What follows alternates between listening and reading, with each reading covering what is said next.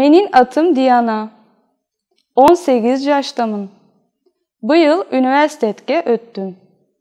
Azır Ekonomika Fakültetinde okuyum. Men günügü erten menen saat 6 jarımda oygunum. Birok saat 7'de turam.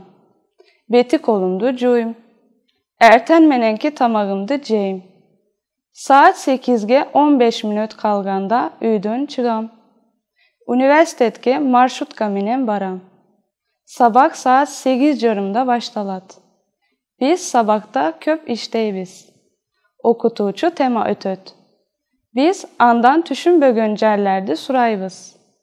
Al bizge cevap beret.